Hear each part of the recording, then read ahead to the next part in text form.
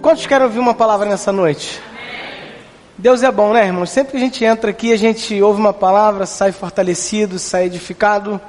Não porque o pastor Adriano pregou, não porque o pastor Sidney pregou, né? Pela manhã pregou, domingo agora, o Gideon. Quantos estiveram aqui pela manhã? Deus falou com você?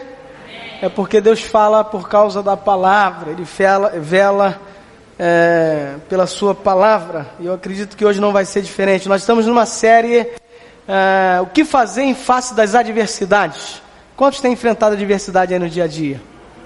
Sinal que você está vivo, né? Fala para o irmão que está do seu lado aí, você está vivo? Às vezes o cara fala assim, pastor, roubaram meu carro. Aí eu falo assim, dá glória, irmão, roubaram seu carro porque você tinha carro, né? Sinal que durante um tempo você tinha carro, e mais do que isso, você está vivo, né? Aí eu pergunto, seu carro estava no seguro? Aí fala assim, tava, pastor. Eu falei, dá 2 glórias, irmão, que o seguro vai pagar teu carro, né? Às vezes a gente reclama da vida. Eu estou falando isso até numa questão de brincadeira. Às vezes a gente reclama, irmãos, né? A gente está com a crise de coluna, a gente murmura que é uma bexiga, né? Quando já tiveram uma crise de coluna? Eu já tive também, hoje estou tranquilo. Mas aí você olha do lado, o cara está com a metástase, o cara está tomado de câncer. Aí a gente faz assim, né? A gente olha para o problema do outro, vê que o problema do outro é bem maior que o nosso, sem querer desmerecer o nosso problema, porque o nosso é na gente, né?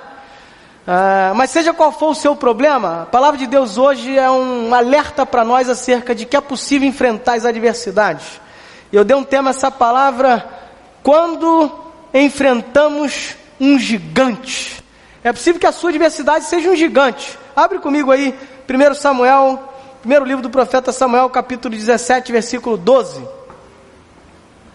Primeiro livro de Samuel, capítulo 17, versículo 12. Aí domingo eu preguei à noite, a irmã falou assim, pastor, parece que só tinha eu no culto, essa palavra foi para mim, e o senhor não me conhece, o senhor não sabe o que eu vivi essa semana. Eu falei, mas Deus conhece, irmão. Parece que o senhor estava dentro da minha casa. Eu falei, eu não estava, mas Deus estava, né? Às vezes acontece isso com você, você tem essa sensação? Verdade. 1 Samuel, capítulo 17, versículo 12, quem achou diz amém. Vamos ao texto, nos diz assim a palavra. Davi era filho daquele Efrateu de Belém, de Judá, cujo nome era Jessé, que tinha 8 filhos. Nos dias de Saul, era já velho, adiantado em anos entre os homens. Apresentaram-se os 3 filhos mais velhos de Jessé a Saul, e o seguiram à guerra. Chamavam-se Eliabe, o primogênito, o segundo Abinadab, o terceiro Samar. Davi era o mais moço, só os 3 maiores seguiram Saul. Davi, porém, ia a Saul e voltava para apacentar as ovelhas de seu pai em Belém. Chegava-se, pois, o filisteu pela manhã e à tarde, e apresentou-se por 40 dias. Disse Jessé a Davi, seu filho, leva, peço-te, a teus irmãos um efa deste trigo tostado, e estes 10 pães, e corre a levá-los ao acampamento, a teus irmãos. Por estes 10 queijos, leva-os ao comandante de 1000, e visitarás teus irmãos, a ver se vão bem, e darás uma prova de como passam. Saul e eles e todos os homens de Israel estão no vale de Elá, pelejando com os filisteus. Davi, pois, no dia seguinte se levantou de madrugada, deixou as ovelhas com um guarda, carregou-se e partiu, como Jessé lhe ordenara. E chegou ao acampamento quando já as tropas saíam para formar-se em ordem de batalha e a gritos. Chamavam a peleja. Os israelitas e filisteus se puseram em ordem, fileira contra fileira. Davi, deixando o que trouxeram os cuidados do guarda da bagagem, correu a batalha. E chegando perguntou a seus irmãos se estavam bem. Estando Davi ainda a falar com eles, eis que subindo do exército dos filisteus, o duelista, cujo nome era Golias, o filisteu de Gate, e falou as mesmas coisas que antes falara, e Davi o ouviu. Pai, abençoa-nos nessa reflexão, nos abençoa na meditação dessa palavra, fala aos nossos corações. Nós te louvamos, te bendizemos hoje e sempre. Amém e amém. Queridos, o povo de Israel aqui estava vivendo no tempo dos reis. Saul era o primeiro rei de Israel, né?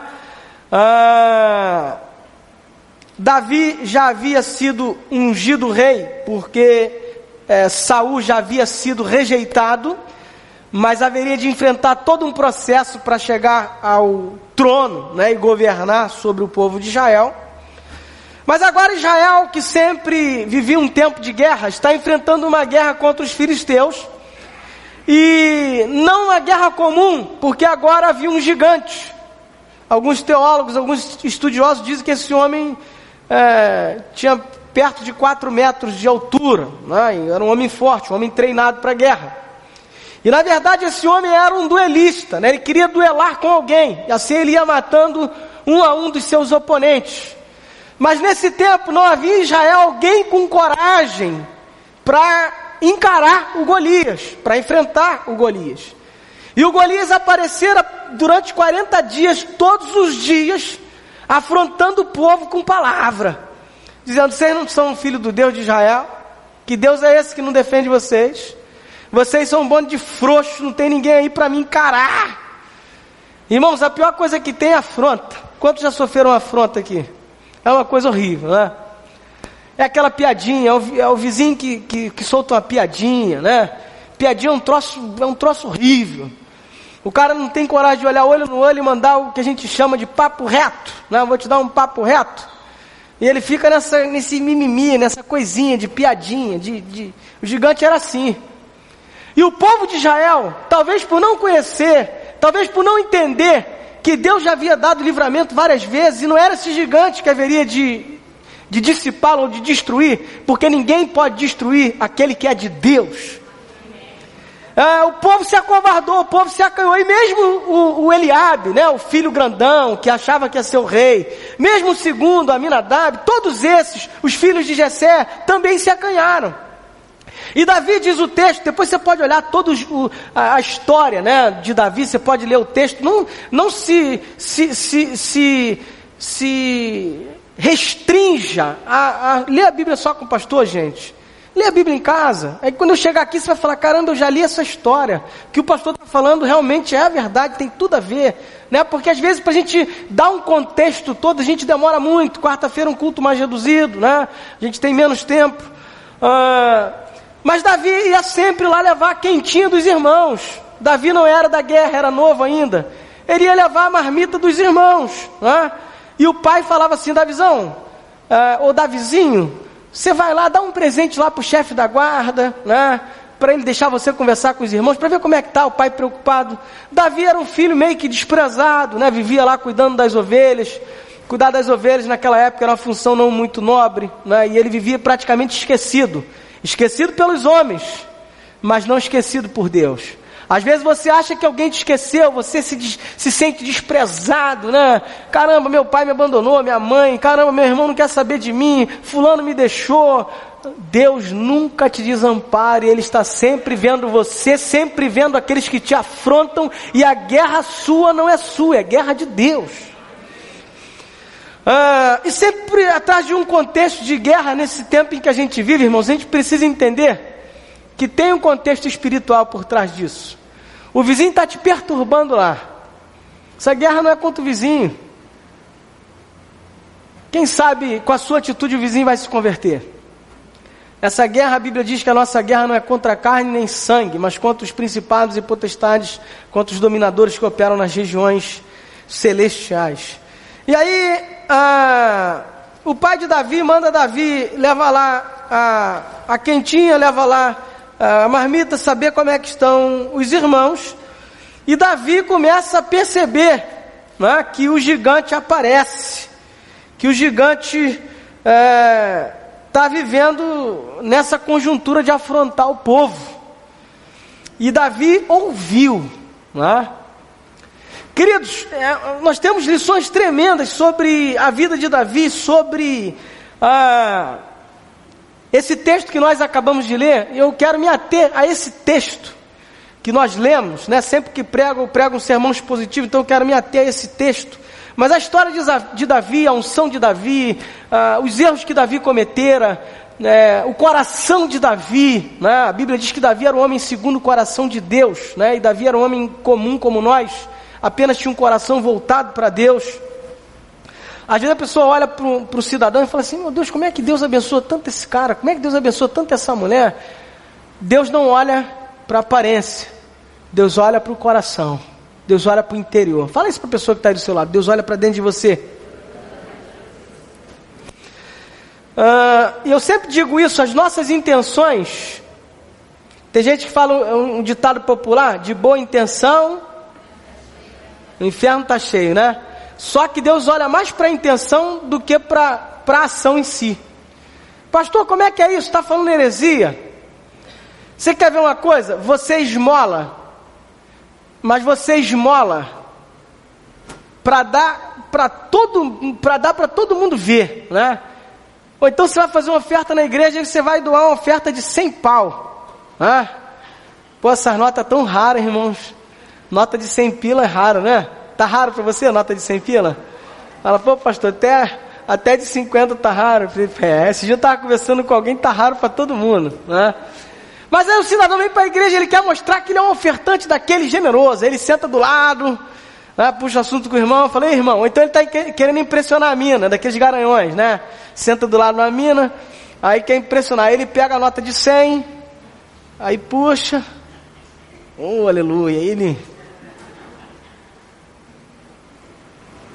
Essa oferta para Deus tem algum significado? Se você pega e dá uma esmola pro cara: não, porque hoje eu fui lá comer no Massim, né, no amigo do, como é que é o nome? Teu? Roberto, lá no amigo do Roberto. Fui lá no Massim, comer um joelho, aí o mendigo chegou, me pediu a comida, eu comprei vários salgadinhos, dei para ele, bota no jornal. Quase bota no jornal. Você tem alguma coisa boa nisso aí? A Bíblia diz: se você dá com a mão direita, a sua esquerda não precisa saber, né? Às vezes tem situações que o cara comenta uma coisa e você percebe que ele está comentando até para edificar outra, até para motivar. Eu mesmo às vezes conto alguns fatos aqui que vivo para motivar você a fazer. Às vezes eu vejo postagem no Facebook e a gente faz uma análise. Esse cara aqui postou para aparecer, esse aqui postou para produzir uma edificação na vida de quem lê e para motivar o outro a fazer diferente. Você consegue ter esse discernimento? Você consegue ver isso? Então, essa atitude da oferta mostrada, né? Essa atitude do ajudou para botar no jornal, é uma atitude boa, né? Está ajudando alguém, está ajudando, trazendo dinheiro para a igreja, né? Mas para Deus isso não tem relevância nenhuma. Ao passo que se você tivesse no seu coração, ou se você teve hoje, talvez tenhamos pessoas aqui: poxa, como eu queria botar uma oferta e não tinha, estou desempregado, estou duro. Dia 17 já sobrou mês, sobrou dia e faltou salário, né? Às vezes você chega no mês, sobra dia e falta grana. Acontece isso com você? Pois é. Mas você queria muito pegar 100zão e botar na sacola. É uma boa intenção, sim ou não? Então a sua intenção vale muito mais do que a ação do outro que fez para aparecer ou que fez para botar no jornal. Quantos estão entendendo isso? Então Deus olha muito mais para a intenção.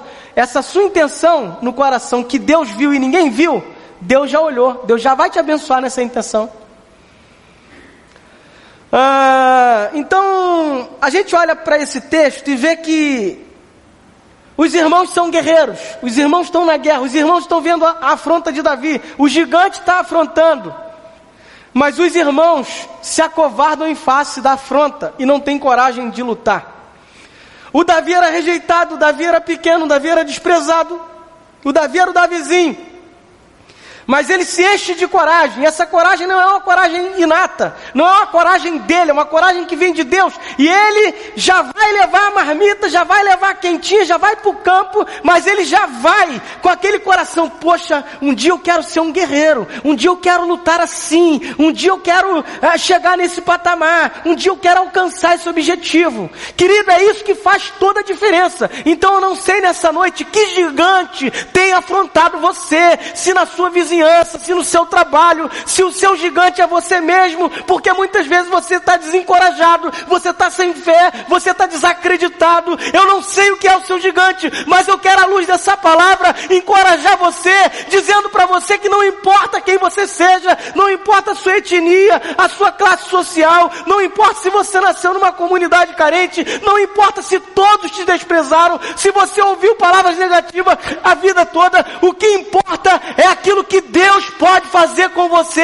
e através de você. Deus pode te dar a capacidade de matar gigantes e glorificar o nome dele na sua vida, no nome de Jesus. Mas tudo nasce de um sonho. Queridos, eu já quis motivar pessoas que... Você já ouviu falar em missão quase impossível? Tem um filme com esse nome. Que essa missão era impossível.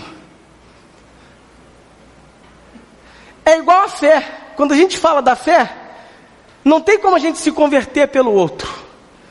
Quando a gente fala de algumas circunstâncias, não dá para a gente tomar atitude pelo outro. A gente só pode tomar atitude pela gente. Eu já quis encorajar a pessoa dizendo, olha, dá, cara, poxa, você consegue. O cara não acredita nele, ele só acredita que o outro pode chegar. O cara vai fazer um concurso, mas ele já vai derrotado, ele nem faz, ele só faz porque alguém pagou a inscrição. Então ele desiste. Meu amigo, se você vai entrar numa empreitada, esse concurso é um gigante. Quantas vagas tem? 10. Pastor, tem 10 vagas e tem 5 mil inscritos.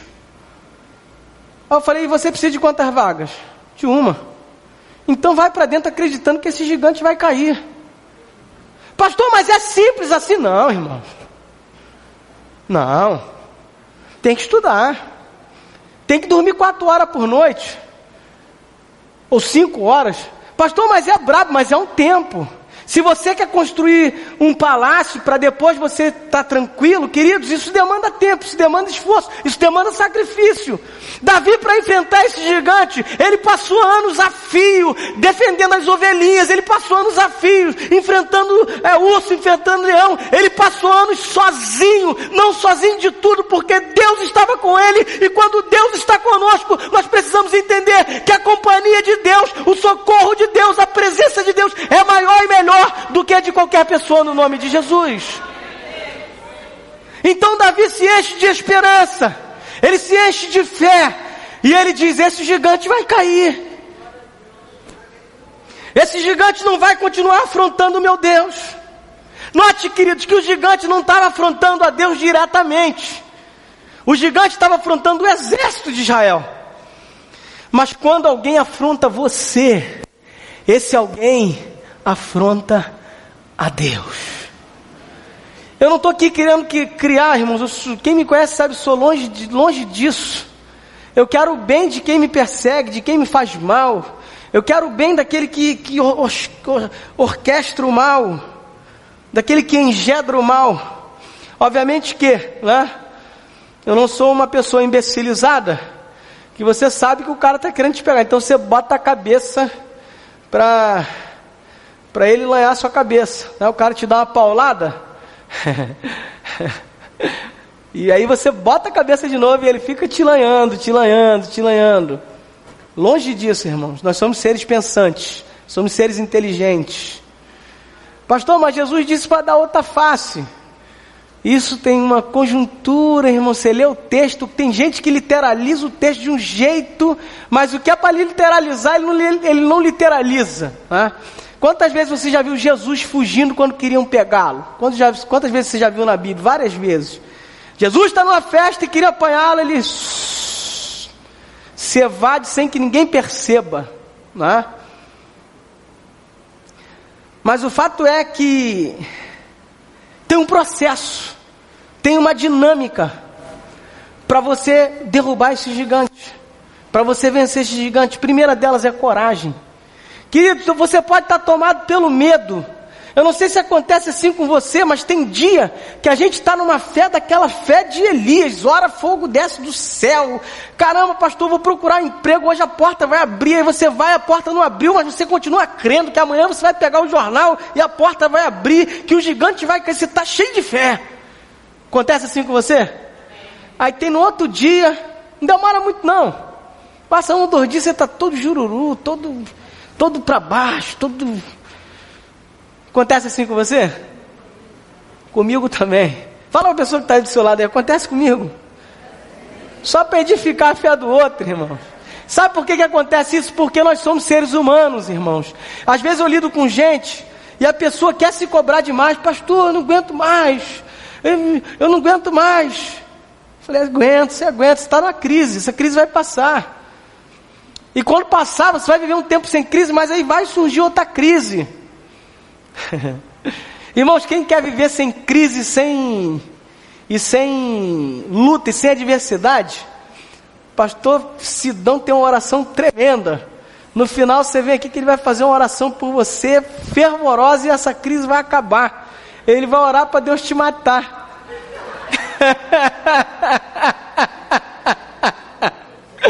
Quantos querem essa oração? Ninguém, né? Pois é. Não tem crise lá no Parque da Paz, irmão. Não tem. Você já viu barulho? Nem barulho tem. Só tem quando tem gente indo por debaixo do chão, que quem está na crise é quem ficou porque perdeu o parente. Mas quando a gente morre, a crise acaba. A gente fala na brincadeira, mas é sério, mas a gente não quer morrer, né?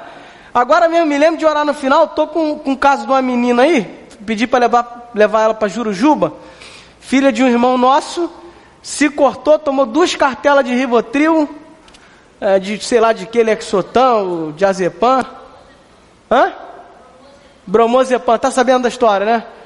Bromazepam, esse remédio aí psiquiátrico, tomou 2 caixinhas, se cortou toda, tá na situação braba. Aí me ligou, falei, meu brother, isso aí não é caso de oração, isso é caso de Jurujuba, Hospital Estadual Psiquiátrico de Jurujuba, para tirá-la da crise, depois a gente vê para tratar o espiritual. Mas como é que a pessoa chega numa crise dessa? Escute o que eu vou lhe falar. A alma da gente, irmãos, ela tem um suporte, ela tem um limite de aguentar, de suportar. Chega um ponto que a gente não aguenta mais. E não tem ninguém aqui que seja insurtável. Tem gente que surta diferente. Aí não, mas isso é o demônio, isso é o demônio, ele só dá um empurrão. Irmãos, até quando o assunto é ser nosso adversário, o diabo é número 2. Eu já falei isso aqui que eu ouvi um pastor falar. Quantos já viram falar isso aqui? Ninguém? Eu falei isso numa outra ocasião. Eu acho que eu falei numa outra igreja. Até para ser nosso inimigo, o diabo é número 2. Quem é o seu inimigo número 1? Quem? Você mesmo. Meu maior inimigo, o Adriano. O dele, Sidão. O dela, Regina. O dela, Fernanda. O nosso maior inimigo é nós mesmos. Sabe por quê? Quando você crê, quando você acredita que você é capaz de lutar e o gigante cair, querido, Deus vai honrar a sua fé, Deus vai ajudar você na sua fé, você vai lutar e o gigante vai cair no nome de Jesus. Mas quando você não acredita, você não luta, você não reage, você não exerce a capacidade que Deus te dê de ir para dentro, de ir para a guerra, de confiar nele. Você desiste aí, o gigante fica te afrontando, o gigante fica insistindo, o gigante fica se levantando. Querido, eu não sei que tipo de gigante você está enfrentando hoje, mas eu sei de uma coisa: o nosso Deus é o Deus maior do que todo e qualquer gigante. Ele te dá força, Ele te dá ânimo, Ele te edifica, Ele te fortalece para você lutar e vencer no nome de Jesus. É interessante que quando a gente se dispõe a fazer alguma coisa, a gente faz as coisas simples com a mesma paixão das coisas mais complexas. Sabe, hoje as pessoas querem muito glamour, né? A gente vive na cultura da aparência. Aí o cara vai para academia, ele quer ficar marombadão, né? Eu até acho legal até um certo limite, né? O homem musculoso. Alguém viu meu bíceps? Isso aqui é o quê? Como é que é o nome disso aqui? É bíceps? Trapézio. Alguém viu meu trapézio?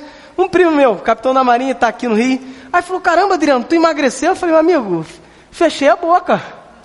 Eu tô com 40, vou fazer 40. Pressão de vez em quando estava dando uns picos. Meu trabalho mexe muito com as minhas emoções.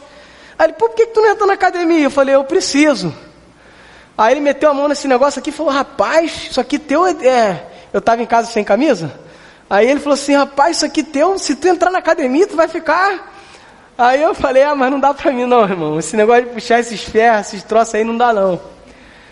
Mas eu acho até legal, só que o cara quer entrar na academia, aí vamos supor, daqui a 6 meses você me visse aí bombadão, igual botando aquela tanguinha e indo pra competição. Tem um amigo meu de faculdade que eu conheci, ele era um menino. Quando eu entrei na faculdade lá na Cândida em 2000 e... Eu entrei na Cândida de que ano, brother? 2007, 7 ou 8. Ele era um menino de 18 anos, eles me chamavam de coroa. Eu de manhã, né, eu estudava de manhã, a maior parte deles era garotada, playboyzada ali de Caraída, região oceânica. Aí tinha um menino que ele era mirradinho. O cara foi inchando, hoje em dia ele compete, né? Aí eu perguntei para os caras, não é possível que isso aí seja só natural, irmão? Aí eu conversando com um cara que é especialista, falou, cara, todos esses competidores tomam uns... Né, aquele negócio que você sabe, que não pode tomar, mas o cara toma, né? Alguns vão no médico, etc e tal. Porque só o peso, só a maromba, não faz inchar desse jeito o braço do cara. Eu falei, moleque, tu era um mirradinho, um molequinho esses dias. E eles não gostam quando você fala, não. Você fala que chama ele de bomba, né? Tá bombado, o que tu tomou? Eles não gostam não, irmãos. Eles ficam irados. Eles morrem na cruz, né? Fala assim, não, irmão, isso aqui é tudo natureba. É que eu tô comendo batata doce, ovo, atum. Tem umas comidas que os caras fazem lá com granola, os caras tá comendo uns negócios lá que tu olha assim. Mas o que a gente quer? A gente quer uma coisa rápida. A gente quer de um dia pro outro. Vamos entrar na academia nós dois, irmão? Puxar umas ferras aí. Tu também tem uma parada aqui. Você com aquela tanguinha, irmão, aí. Pá. Cachorro de bola nós dois na foto, hein? Se inicia o povo fazer campanha, pastor Sidão e pastor Durano na academia. Brincadeira, irmãos, tem muito o que fazer. Cuidar do corpo a gente precisa, mas tem que cuidar, tem que fazer alguma atividade física, uma caminhadinha, né? Jogar uma bolinha, sei lá, fazer qualquer coisa, uma piscininha. Mas a gente precisa cuidar muito mais do espiritual, da alma.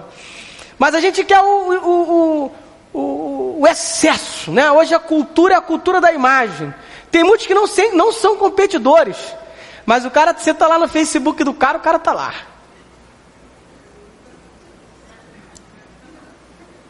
É só foto de braço inchado, perna inchada.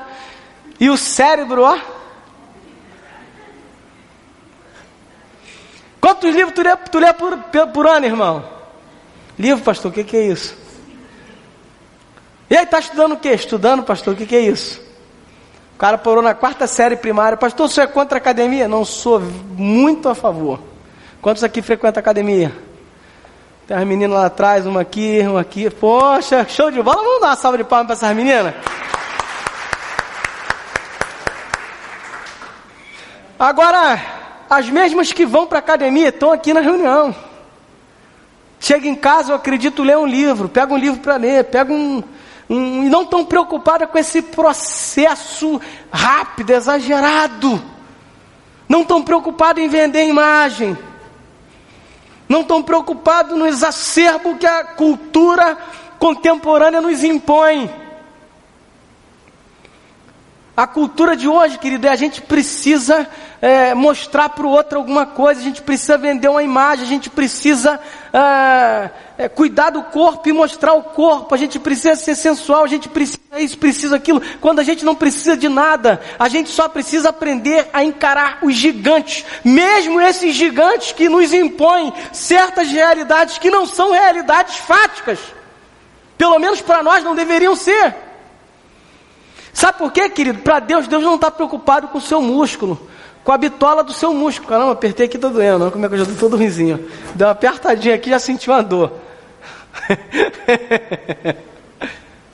Deixa eu ver. Tá meio doloridinho.